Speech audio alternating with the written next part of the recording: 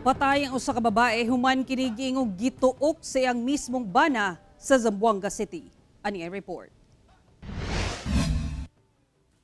Patay na dihang napalgan kining usa ka babae sa kasagbutang bahin sa Omar Drive, Barangay Arena Blanco sa Zamboanga City kung asa kini nagpuyo. Sumala sa kapulisan, gituok kuno kini sa iyang bana hangtod mamatay. Nabali sa matud pa ang liog sa biktima. Sa follow-up operation sa Tetuan Police Station, ginakop ang sospek sa balay sa iyang kabanay sa sitio Mulumuluan, Barangay Mercedes kung asa siya nagtago-tago human sa pagpatay. Sumala pa, selos ang hinungdan sa krimen. Sinakal niya, napatay niya sa sakal, and nag-dive din to sa ating investigasyon kasi may mga bruises sa leeg, and according to the SOCO team, may bali yung leeg.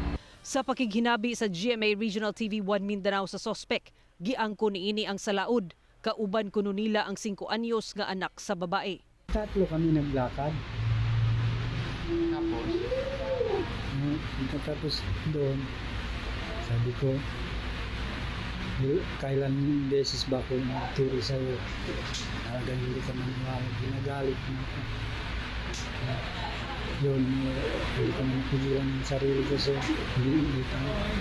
Pero kamay ko, wala akong maggamit ng iba. Kasi bato, wala ko ginawa. Alam ko ang kasalanan ng ako. Sumala pa, duna ko ni bagong karelasyon ang biktima apan gibabagan kini sa bana kay wala pa kuno kini nakigbulag sa biktima. Kasong murder ang gipasaka sa kabanay sa babae batok sa sospek. Samtang gikustudiya na sa DSWD ang bata.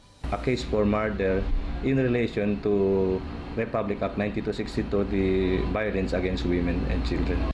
Ako si Sara Hilomen Velasco para sa One Mindanao.